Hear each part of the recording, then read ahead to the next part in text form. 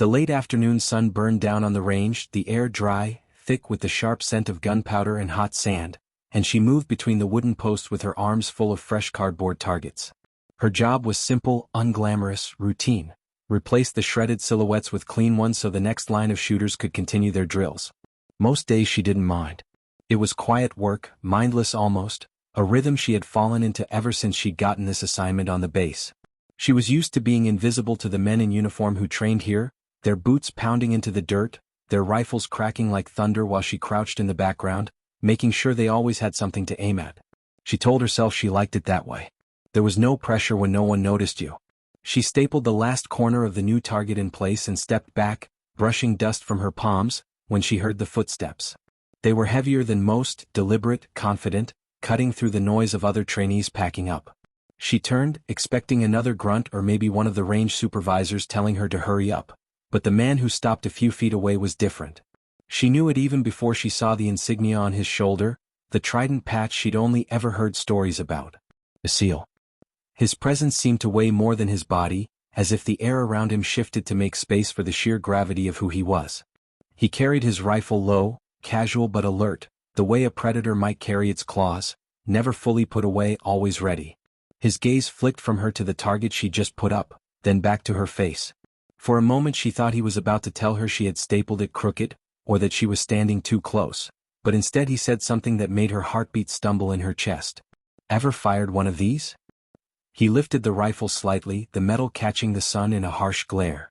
She froze, caught between confusion and disbelief. He couldn't be serious.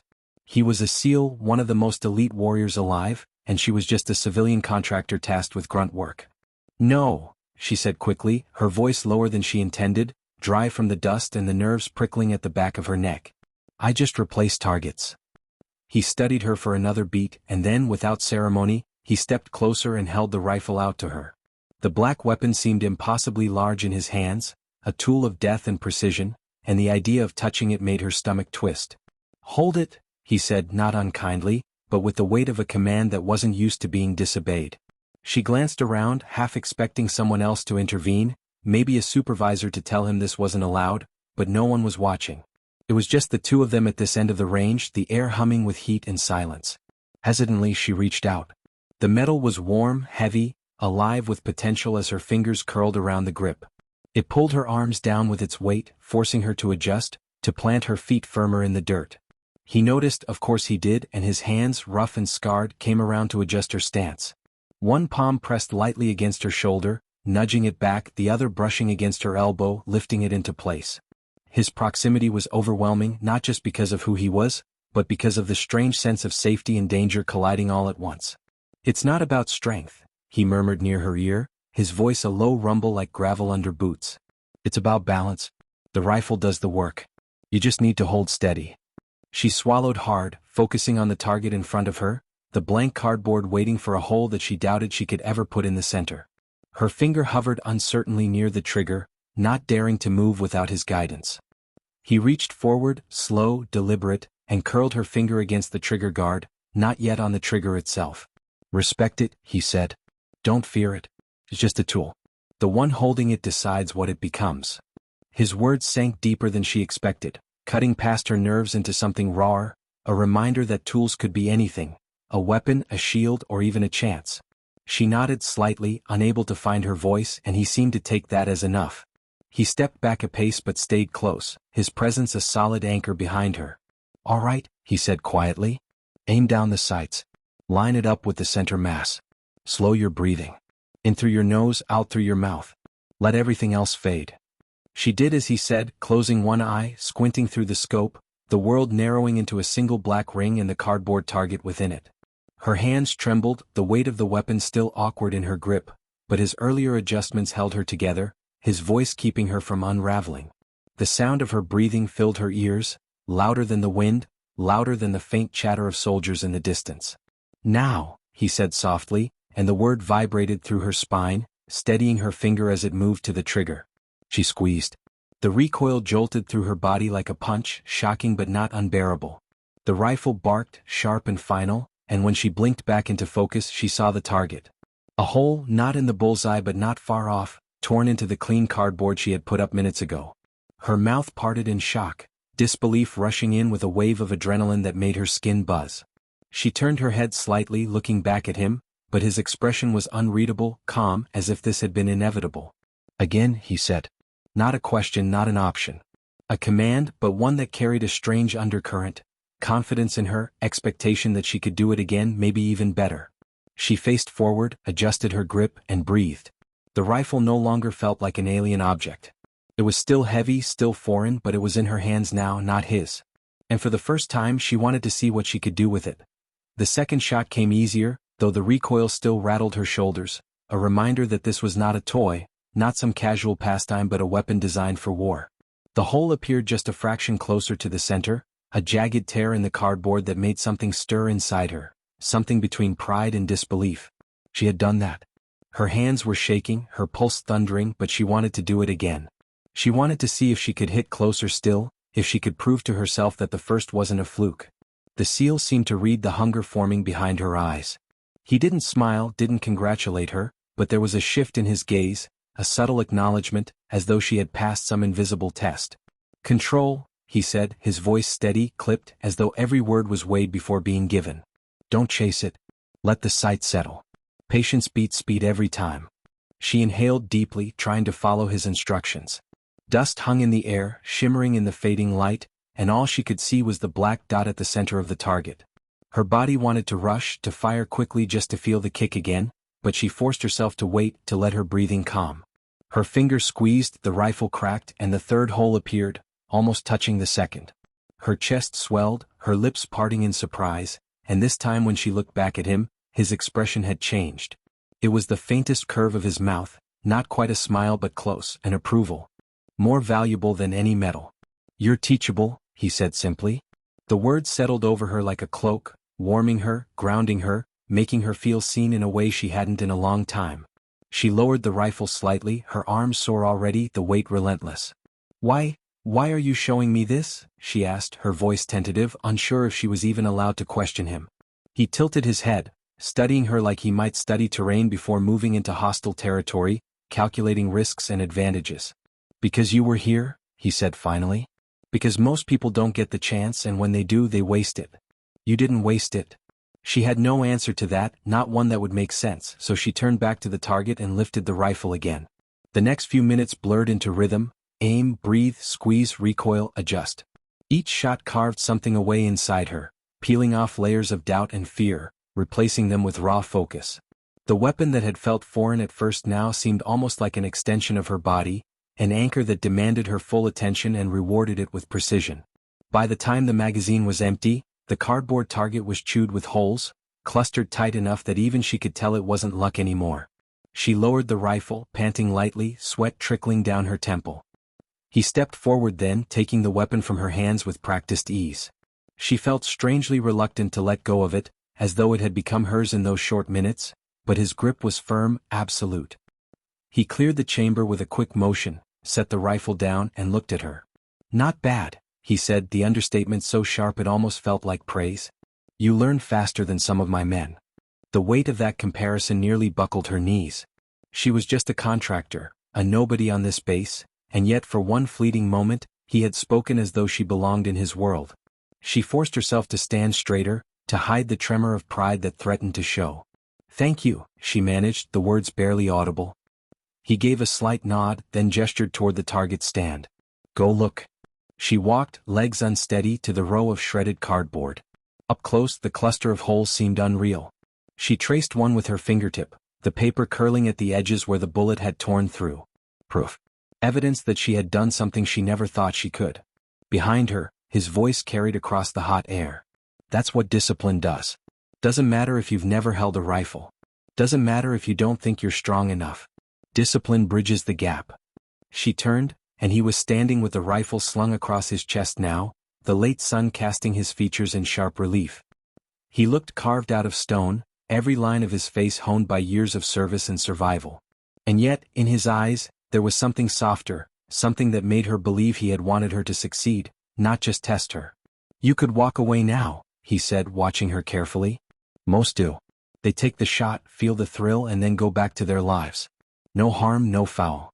Or you could come back tomorrow. Learn properly. Your choice. The offer hung in the air like a challenge. She hadn't expected this, hadn't expected to feel the rush of adrenaline that still coursed through her veins, hadn't expected the sudden hunger for more. She glanced back at the target, then at him, and something inside her shifted. "I'll come back," she heard herself say, the words surprising even her. He gave no outward reaction, just a single, firm nod, but she thought she saw a flicker of something. Approval, maybe even respect. He picked up the empty casings littering the ground, his movements efficient, automatic. Then he slung the rifle across his back and started walking toward the far end of the range. She stood rooted for a moment, clutching the memory of the shots, the weight of the rifle still ghosting against her hands. Finally, she turned and began packing up the torn targets, the task that had brought her here in the first place. Only now it felt different. She wasn't invisible anymore. She had been seen, tested, and given a choice. And tomorrow she would take it.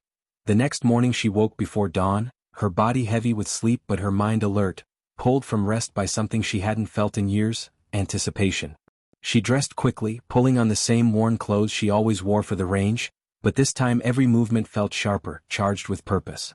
The base was quiet when she arrived, the sky painted in muted streaks of gray and violet, the air still cool before the desert heat returned. She half expected him not to be there, half convinced that the previous day had been some strange dream, a moment never meant to be repeated. But when she stepped onto the range, he was already waiting, the silhouette of his frame unmistakable even in the dim light. The rifle hung at his side, his posture relaxed but his presence impossible to ignore. He glanced at her as she approached, gave a brief nod, then turned his attention back to the empty targets lined downrange. "You came back," he said, not a question but a confirmation, as though he had known she would. She stopped a few feet away, her heart thudding.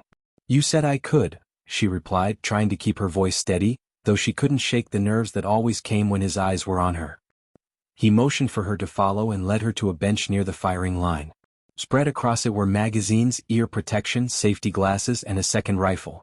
She blinked in surprise, realizing he had set this up for her.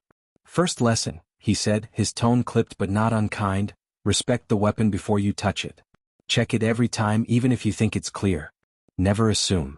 He picked up the rifle and showed her how to pull the charging handle, how to check the chamber, how to verify it was safe. Then he handed it to her. The weight was familiar now, less intimidating but still commanding.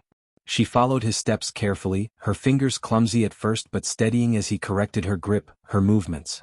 When she finished, he gave a short nod. "Good." Again. They repeated the process over and over until her hands moved with more confidence, until the motions began to burn themselves into her muscle memory. He never praised, not outright, but every small nod, every quiet good felt like a reward worth chasing. When he was satisfied, he showed her how to load the magazine, how to slap it into place, how to feel for the click that meant it was locked. "This isn't about shooting," he told her as she worked. "It's about discipline. A sloppy habit here gets someone killed out there. Every move you make must be intentional." She listened, absorbing every word, not because she thought she would ever be on a battlefield but because his voice made it impossible not to. He believed in every syllable he spoke and it made her believe too. Hours passed unnoticed. The sun climbed higher, the heat pressing down, but she barely felt it. Shot after shot echoed across the range as he guided her stance, her breathing, her trigger control. He corrected her without hesitation, sometimes moving her shoulders with the pressure of a hand, sometimes adjusting her elbow or tilting her chin toward the sight. The physical closeness unnerved her at first, but soon it became part of the rhythm, the steady reinforcement that kept her centered.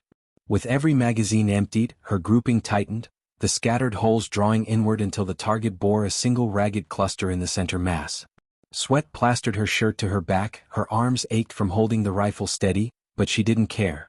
For the first time in a long time, she felt like she was building something, shaping herself into more than the invisible worker she had been. At one point, when she lowered the rifle to catch her breath, he stepped forward and took it from her hands. He examined the target through his scope, then glanced back at her. "You're not here just because of chance," he said slowly, almost as if speaking to himself. "Most people quit when it gets uncomfortable. You don't." She didn't know what to say to that, so she stayed silent, wiping the sweat from her brow, trying not to reveal how much his words unsettled her. They finished the session only when the sun was high and the range shimmered with heat. She expected him to dismiss her, to walk away without another word, but instead he handed her a canteen and sat on the bench, gesturing for her to do the same.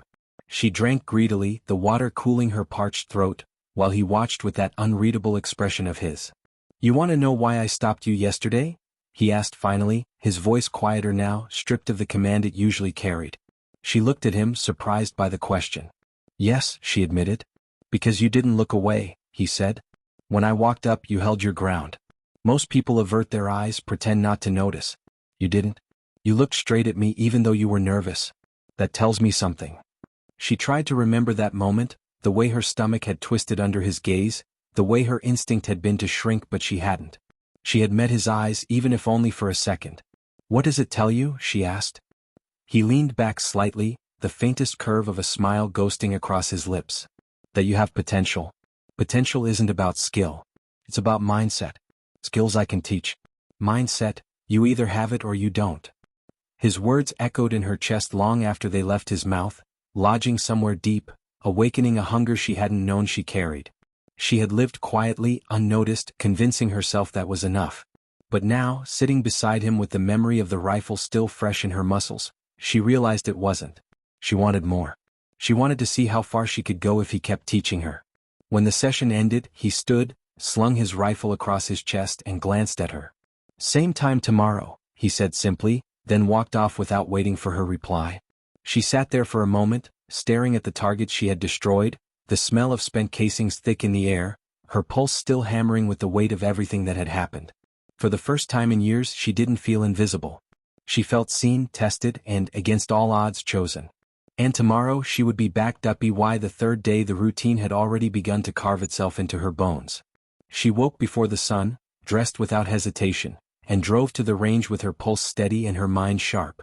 Each time she arrived he was there first, as if he lived on that dirt, as if time itself bent to his schedule. The rifle was always ready, the targets waiting, and without fail he would nod at her arrival, the silent signal that another test was about to begin. This time, however, he didn't hand her the weapon immediately. Instead, he dropped a pack at her feet, its straps frayed, its weight obvious even before she touched it. "Put it on," he said. She obeyed, bending to lift it, nearly staggering as the load settled across her shoulders. Sandbags, she realized, the kind used to simulate field weight. Easily 50 pounds, maybe more. Her knees buckled slightly, but she forced them straight, adjusting until the straps dug into her shoulders. He circled her once, measuring her stance, her balance, then pointed downrange. "You're going to carry it to the markers, drop and shoot. Then move to the next. 3 stations. Don't stop moving." Her mouth went dry. She had thought this was just about shooting, about learning how to hold steady and breathe, but this was something else.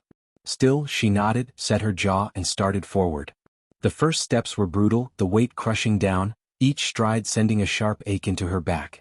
Sweat broke across her skin almost instantly, her breath turning shallow, but she forced herself to keep moving. He walked beside her, not helping, not interfering, just watching with that calm, relentless gaze. When they reached the first marker, she dropped to her knees, yanked the rifle up with trembling arms and aimed. Her sight wobbled, her shoulders screamed, but she steadied her breathing, remembered his words, and squeezed. The shot landed near the center, not perfect but close. "Good," he said, his voice cutting through the ringing in her ears. "Next." She staggered up, the pack dragging her down, her thighs burning as she moved to the second marker. Each step was a battle, but something inside her hardened, a stubborn fire that refused to yield. She wasn't going to quit. Not in front of him. Not now. At the second station she dropped prone in the dirt, gravel biting into her arms, the rifle digging into her shoulder as she sighted in. Her vision blurred with sweat, her chest heaved, but when the shot cracked, the hole appeared dead center. She almost cried out in relief, but he was already motioning her forward. Last one.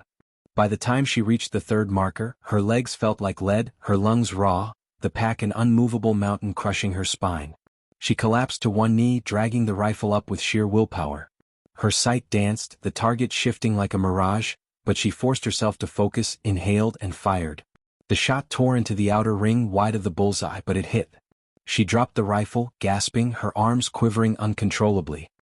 He crouched beside her, pulling the pack off her shoulders with one swift motion. Relief surged through her body, leaving her shaking, half from exhaustion, half from adrenaline. "Not bad," he said, scanning the targets through his scope. "That's what stress does. It strips you down. Strength doesn't matter. Only will." She nodded weakly, unable to speak, every muscle trembling as if she had been wrung dry. He handed her a canteen and she drank greedily, water spilling down her chin. When her breathing finally steadied, she managed, "Why are you pushing me like this? I'm not a soldier." He studied her, his expression unreadable as always. "You're learning faster than most recruits. You don't realize it, but you've got the mindset. And mindset wins fights."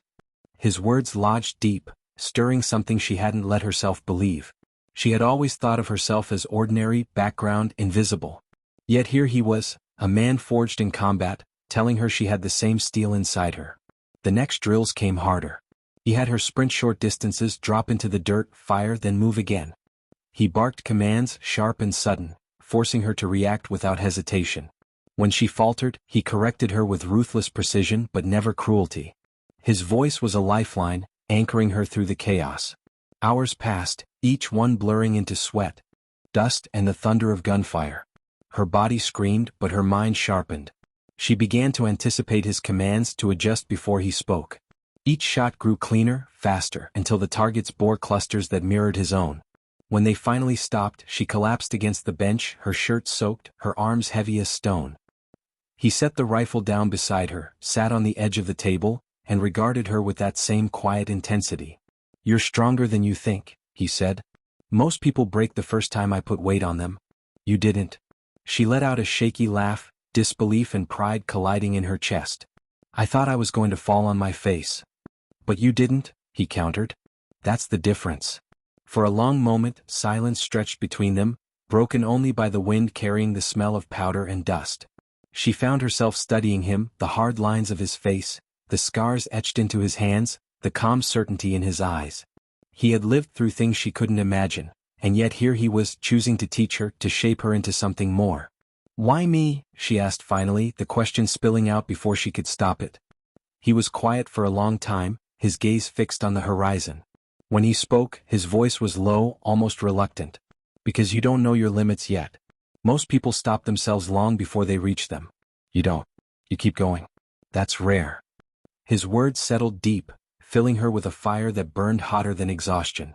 She realized then that this wasn't just about shooting or drills. It was about proving something, not to him, not to anyone else, but to herself. She wanted to see how far she could go, how much she could endure, how much strength lay buried beneath the surface. When he finally dismissed her, the sun was dipping low, painting the sky in streaks of red and gold. She gathered her things slowly, her body aching but her mind buzzing with a strange exhilaration. He watched her go, saying nothing, but she felt his eyes on her until she reached the edge of the range.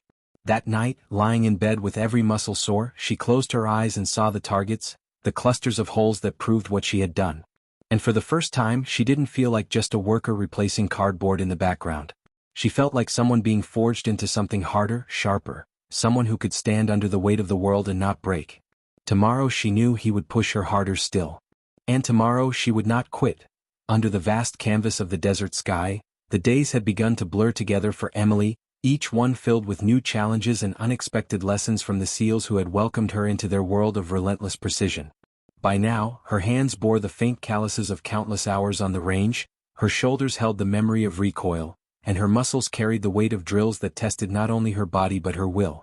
Yet it wasn't the physical endurance that surprised her most, it was the way her perspective on herself was shifting, as though she were being sculpted by fire into something harder, sharper, yet strangely freer than before. She had come to the base with the simple duty of replacing targets, a civilian stepping gingerly into a world not meant for her, and now she was running tactical scenarios under the scorching sun, her name being called not in dismissal but with respect. Her mind replayed the first moment she had held that rifle, the cold steel pressed into her palms by the SEAL who had seen something in her before she saw it herself, and she realized that moment was no accident, it had been the opening of a door she never imagined existed. The team had stopped treating her like an outsider, and while some still teased her for her inexperience, there was no mistaking the pride in their eyes when she hit her marks or kept up with their grueling pace. It was strange, exhilarating, and frightening all at once, because with each day she could feel herself stepping further away from the safe and ordinary life she had once known. One evening, as the heat gave way to a chill carried by desert winds, Emily sat on a crate outside the barracks, staring at the horizon where the last sliver of sun was swallowed by darkness. The SEAL who had first handed her the rifle, Harris, joined her, settling into the dust without ceremony. He didn't say much, he rarely did, but when he spoke it was always with purpose. "You're not just filling in anymore," he said, his eyes following the fading light. "You're earning it." She didn't know how to answer, so she stayed quiet, letting the weight of his words sink into her. "Earning it?" The phrase echoed in her chest, heavier than any rifle she had carried. He didn't see her as a distraction or a visitor. He saw her as someone capable of carrying part of the burden they all shouldered, and that realization stirred something inside her that was both humbling and terrifying. The nights were never quiet on base. Even in the stillness, the echo of training carried on. The thud of boots during late runs, the barked commands of instructors, the sharp crack of live fire exercises in the distance. Sleep came sparingly, and when it did, it was restless, but Emily had begun to grow accustomed to the rhythm, her body adapting in ways her mind hadn't thought possible. She began waking before dawn, unprompted, her legs ready to move even when exhaustion pressed down like an iron blanket. Each morning brought new trials, crawling under barbed wire with grit in her teeth, sprinting through obstacle courses that left her lungs burning, or firing in low light where every hesitation meant a missed shot. Harris often hovered nearby, his presence equal parts watchful and demanding. He never gave her a break, never let her hide behind the excuse of being new. Instead, he held her to their standard, the standard of warriors who had no room for weakness, and though she resented him for it in the moment, deep down she knew he was doing it because he believed she could rise to it. One afternoon, during a live drill, Emily found herself running with a squad through a simulated village constructed from shipping containers. The air was filled with dust and the echo of gunfire as instructors shouted from hidden perches. She had been given a role in the exercise, covering a flank, and though it was only a drill, her heart raced as though the bullets tearing into plywood walls were meant for her. She moved instinctively now, crouching low, steadying her breathing, scanning for threats the way she had been taught. When a target appeared, she raised her rifle, squeezed, and dropped it before it could fire back. The rush that followed was unlike anything she had felt before, and when the squad cleared the final container, Harris clapped her on the shoulder with a rare grin. "Not bad," he said, and for Emily, those two words felt like a medal. But the pressure of belonging to their world came with a cost. At night, when she lay awake on her cot, she thought of her family back home who still believed she was just doing maintenance work for the training grounds. They had no idea she was out here running drills with Navy SEALs, pushing her body and mind to places she hadn't known existed. She wondered what they would say if they saw her now, covered in dirt and sweat, her hands trembling from adrenaline after a live-fire exercise. Would they even recognize her? And more frightening, did she recognize herself anymore? The girl who once replaced cardboard targets seemed like a shadow, faint and fading, replaced by someone she didn't fully understand yet. Her doubts grew heavier when the instructors raised the intensity of their exercises. Failure wasn't punished with scolding but with merciless repetitions. Push-ups in the dirt until her arms gave out, sprints until her legs buckled, or worse, the silent disappointment of Harris's eyes when she faltered. She wanted to quit more times than she admitted, but every time that thought came, something stronger silenced it. The image of the rifle being placed in her hands that first day. It was as though she had been chosen for something, and she couldn't bear the shame of walking away before she proved worthy of that choice. One particularly brutal night drill tested her like nothing before. The squad was dropped miles from the base with only minimal gear, ordered to navigate back under the cover of darkness while evading instructors playing the role of aggressors. Every sound in the desert seemed amplified, the crunch of gravel under her boots, the distant howl of wind through canyons, even the rapid beat of her own heart. Twice they were ambushed, and twice Emily had to react without hesitation, firing at moving silhouettes and dragging herself into cover while dirt exploded around her. By the time they staggered back to base hours later, she was drenched in sweat and dust, her entire body screaming in exhaustion. Yet when Harris looked at her and gave a small nod of approval, she felt a surge of pride that made every ache worthwhile. Over time, the others began to open up to her, no longer treating her as just the civilian who had stumbled into their ranks. They shared jokes with her during breaks, taught her tricks to ease the grind, and even listened when she spoke. One evening, around a dim campfire set up for night drills, one of the SEALs asked her what she had been before all this. "Just a girl replacing targets," she said with a tired laugh, and the squad chuckled with her, though Harris only shook his head and muttered, "Not anymore." It was moments like that which made her realize she was becoming part of something larger than herself, something she had never imagined being worthy of. But with that realization came the weight of expectation, heavier than any rifle she could carry. She wasn't just surviving their drills anymore, She was becoming a piece of their machine, someone they relied on even if only in training. And as Emily lay awake that night staring at the stars above the desert, she understood something she hadn't before. The rifle that had once felt foreign in her hands no longer seemed like a borrowed tool. It felt like a responsibility, a promise she had unknowingly accepted the moment Harris had pressed it into her palms. And now there was no going back. The desert had grown colder with the season shifting, and Emily could feel the bite of the night air against her skin as she tightened her jacket and tried to stop her teeth from chattering. Training never slowed, not for heat, not for cold, not for exhaustion, and the SEALs around her pushed forward as if none of it mattered. She was beginning to understand that this was what set them apart. The refusal to bend under discomfort, the will to keep moving no matter how brutal the environment became. That night, Harris briefed the squad on a new type of exercise, one that would test not just their endurance but their ability to work as a seamless unit under pressure. They would be dropped in rugged terrain with only what they could carry and would have to complete a series of objectives before returning to base. It wasn't the first time Emily had been tasked with something like this, but the difference was that this time Harris told her directly she would be carrying more than her own weight. She was no longer just a trainee tucked into the corner of drills. She was being given a role, a responsibility, and though her stomach twisted with anxiety, there was a small part of her that was proud. She had been noticed. The helicopter's blades whipped sand into a furious storm as they were flown miles away from base and dropped into a canyon before sunrise.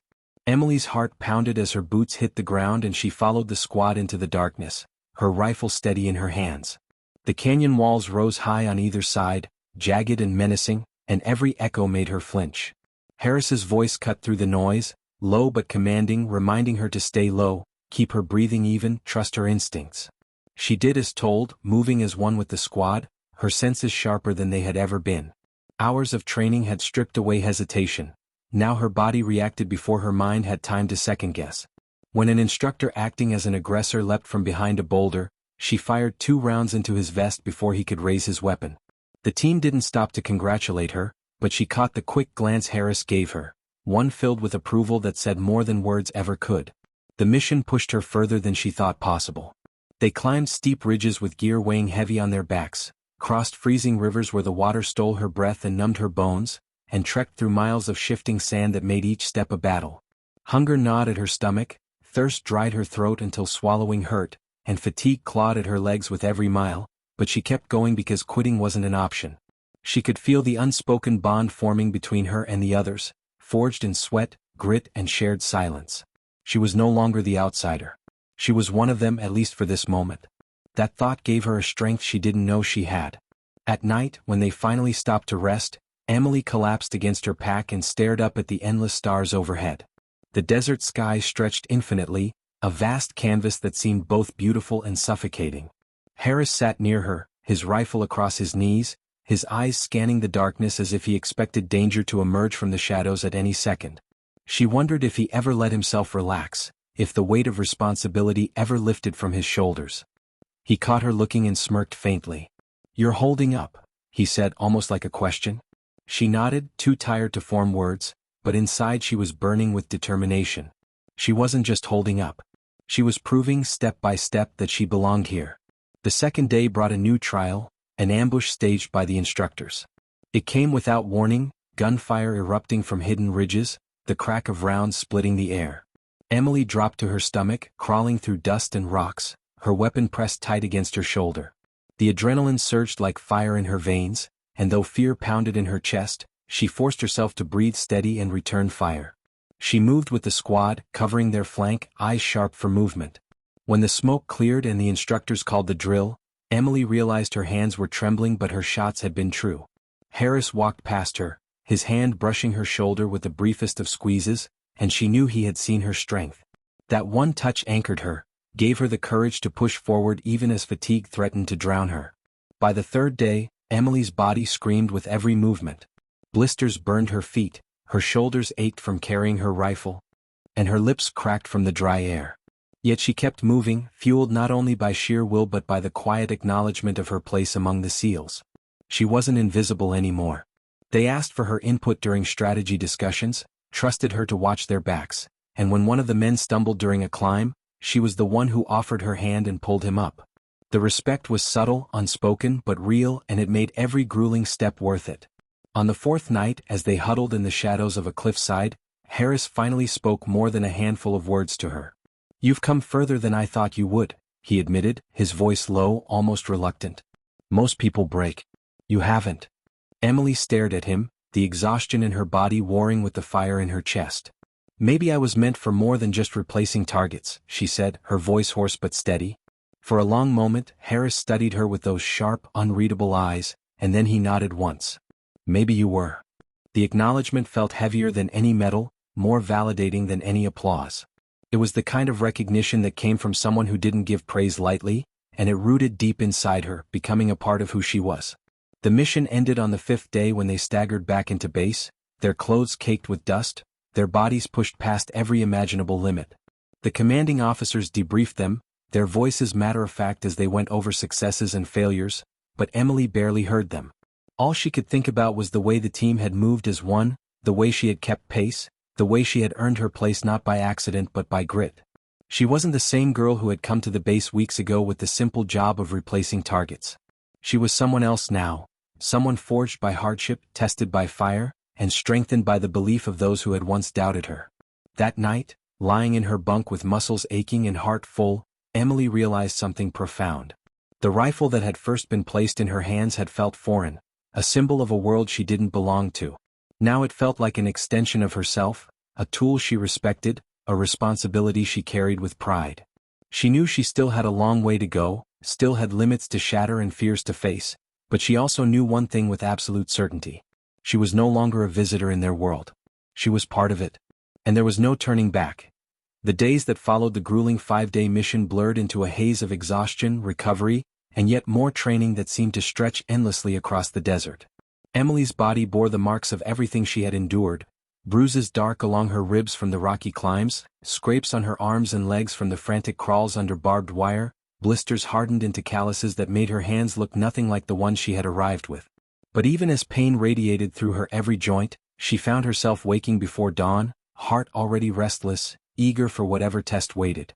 The girl who once dreaded long hours outdoors had been replaced by someone who felt alive in hardship, as though she only understood herself when stripped to her limits. Harris seemed to notice the change most. He didn't say it outright, he rarely wasted words, but the way his eyes lingered on her during drills, the slight nods when she completed a task without faltering, told her everything. She wasn't just keeping up anymore, she was proving that she belonged, and that shift filled her with a pride that burned hotter than the desert sun. One particular morning tested her resolve in ways she hadn't anticipated. The instructors announced a timed endurance trial that combined every brutal element they had learned. A long-distance run through sand and stone, followed by a weapons qualification, capped off with a tactical obstacle course. The squad lined up, sweat already trickling down their necks as the air grew heavy with the promise of another blistering day. Emily tightened her boots, checked her rifle, and steadied her breathing. She wasn't competing against the others, not really, but against herself, against the voice that still sometimes whispered she didn't belong in their world. The whistle blew and they surged forward. Sand shifted under her boots, slowing each step, but she locked her eyes on Harris's back a few paces ahead and forced her body to move in rhythm with his. When her lungs screamed and her calves threatened to cramp, she told herself she would not stop, not after everything she had endured. By the time she reached the range, her chest felt like fire, but she dropped into a firing position, steadied her hands and lined up her sights. The targets blurred through sweat dripping into her eyes, yet she blinked it away and fired, each shot ringing true. One after another the targets dropped, the crack of her rifle blending with those of the men beside her. She could almost feel Harris's gaze as she completed the sequence without a single miss. The pride was fleeting, however, as the whistle sent them rushing toward the obstacle course. Wooden walls, rope climbs, mud trenches, all stood between her and the finish. Her arms shook as she pulled herself over the highest wall, her legs burned as she sprinted through the tires, and by the time she dove under the final stretch of barbed wire, mud clung to every inch of her body. She emerged gasping, collapsing onto the dust just as the instructors called time. She wasn't the fastest, not by a long shot, but she had finished without quitting, and when Harris extended his hand to pull her up, there was no mistaking the flicker of respect in his eyes. Later, as they rested in the shade of the barracks, one of the younger SEALs tossed her a canteen with a grin. "Not bad, target girl," he said, the nickname now spoken with a hint of fondness rather than mockery. Emily laughed weakly, wiping mud from her cheek before taking a grateful sip.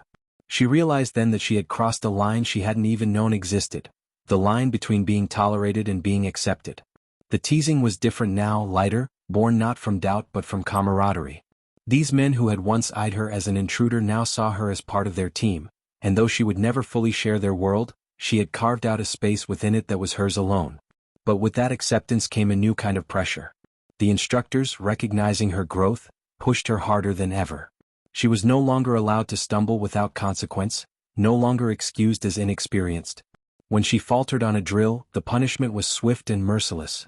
Sprints until her legs buckled, push-ups until her arms shook uncontrollably. Harris never softened the blows either. If anything, he was harder on her than the others, his standards for her higher, sharper, as though he was determined to see just how far she could go. Some nights she resented him for it, lying awake with her muscles aching, wondering why he singled her out. But deep down she knew the truth. He wasn't testing her to break her. He was testing her to build her, to shape her into someone who could stand tall beside them without apology. One evening, as the desert sky bled into shades of crimson and gold, Harris found her alone near the range, cleaning her rifle. "You did good today," he said, his voice low and even. Emily glanced up, startled by the rare compliment, and for a moment she didn't know what to say. Harris wasn't one to hand out praise lightly, and hearing it from him carried more weight than she could put into words. "Thanks," she whispered, her fingers tightening around the cool metal of the rifle. He studied her for a moment, then added, "But good isn't enough. You're capable of more. Don't settle."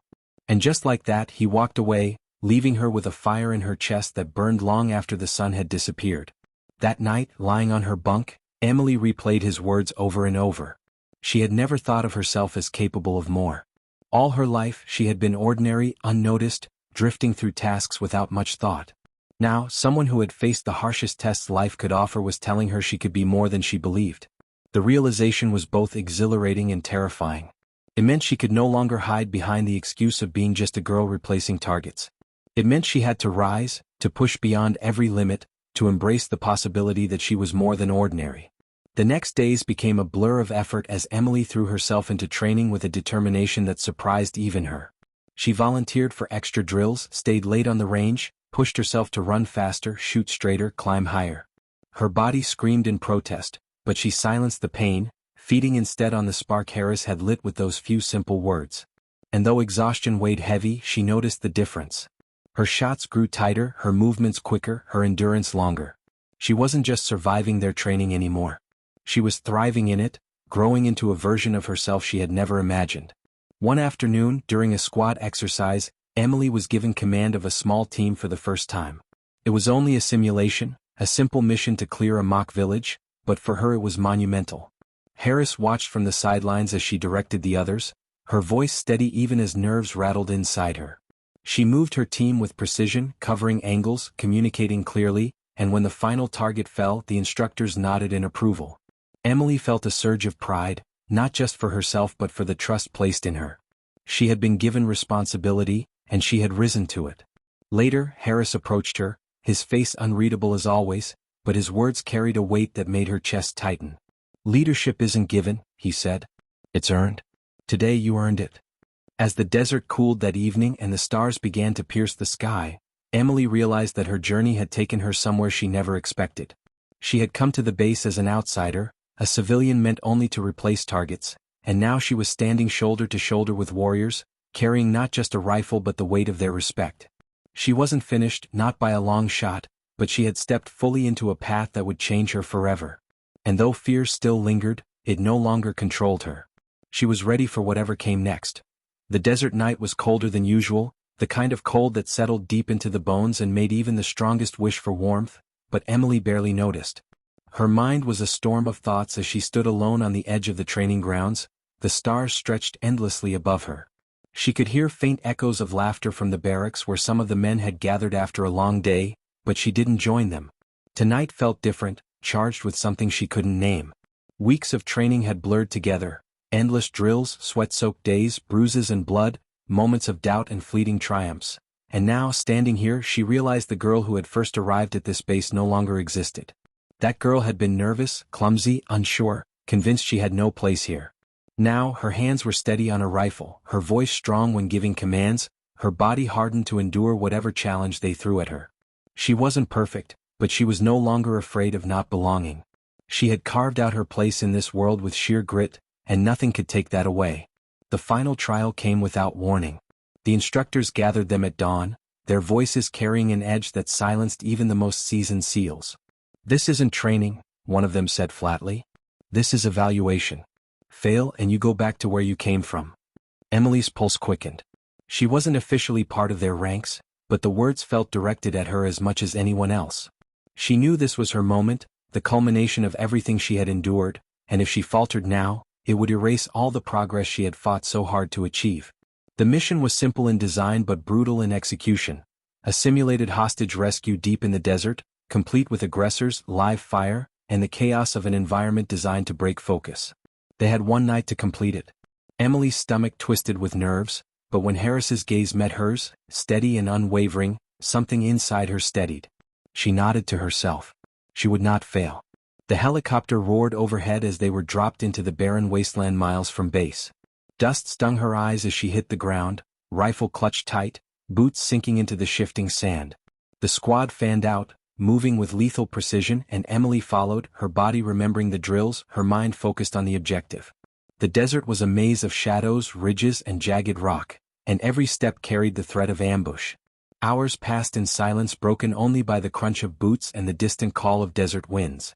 When the first shots rang out, Emily's body reacted before thought could catch up. She dropped low, sighted her target, and fired, the recoil familiar, almost comforting. The aggressor fell, and she moved with the squad, covering angles, communicating with quick hand signals, her fear drowned by adrenaline. They reached the mock compound well past midnight, a cluster of containers and barricades lit by harsh floodlights. The instructors hadn't gone easy, barbed wire, tripwires, guards posted at every angle. Emily's throat tightened as Harris signaled her to cover the rear while the others moved in. She crouched low, scanning the perimeter, every nerve alive with tension. When two aggressors approached from the flank, she didn't hesitate. Her shots were clean, precise, and when one of them managed to fire back, she ducked, rolled, and returned fire, dropping him before he could press the attack. Harris's voice crackled in her earpiece. "Good work. Hold position." It was the first time during an exercise that his voice carried not just command but trust, and it lit a fire in her chest that pushed her forward. Inside the compound, chaos reigned. Gunfire echoed through narrow passages, smoke grenades filled the air, and the sound of shouting bounced off metal walls. Emily stayed sharp, moving room to room, rifle steady, each step measured. She caught sight of the hostage tied to a chair in the center of the final container, but before she could reach them, an aggressor charged from the shadows. Instinct took over. She blocked his swing, shoved her rifle up, and fired point blank. The sound rang in her ears, deafening, but the man fell and she rushed forward, cutting the hostage free. Harris appeared beside her then, his face streaked with dust and sweat, eyes blazing with something she had never seen before, pride. Together, they guided the hostage out as the rest of the squad provided cover. The mission ended as suddenly as it began. Instructors called the ceasefire, and silence fell heavy over the compound. Emily's chest heaved as she pulled off her helmet, sweat dripping down her face, hands trembling from adrenaline. For a long moment, no one spoke. Then one of the instructors stepped forward, his voice carrying over the squad. "Successful rescue. Minimal casualties. Well executed." His eyes landed on Emily, lingering just a fraction longer than on the others, and though he said nothing more, she felt the weight of his acknowledgement settle deep inside her. She had done it. She hadn't just survived, she had proven herself in the harshest test they could offer.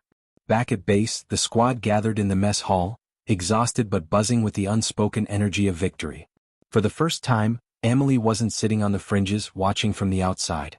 She was in the center, laughing with them, sharing stories of the mission, her voice blending with theirs as though it had always belonged. Harris sat across from her, quiet as always, but when their eyes met, he gave her a small, rare smile. It wasn't the kind of smile given to a student or a stranger. It was the kind given to an equal, a comrade, someone who had walked through fire and emerged forged by it. That simple curve of his lips meant more to her than any medal, any official title. It was the seal of belonging she had chased without knowing, and now she finally had it. Later, as the camp quieted and the men drifted to their bunks, Emily found herself once again outside beneath the stars. Harris joined her, settling into the dust at her side. For a while they said nothing, the silence stretching between them comfortable now, filled with understanding rather than uncertainty. Finally he spoke, his voice low and steady. You came here to replace targets. Now you're someone who could stand beside us. That's not something we see every day. Emily swallowed hard, her chest tight with emotion. I didn't do it alone, she whispered. Harris looked at her, the faintest flicker of something softer in his eyes. No one ever does. But you earned every step. The words settled into her heart, heavier and more precious than anything she had ever been told. She knew then that no matter where life took her, this experience, this transformation, would never leave her. She had walked into a world she wasn't meant to belong to, been tested beyond her limits, and emerged stronger, sharper and surer of herself than she had ever imagined. She wasn't just the girl who replaced targets anymore. She was a fighter, a leader, someone who had earned the respect of warriors. And as the desert winds swept over her, carrying the cold of night and the promise of dawn, Emily knew her journey was only beginning. The end.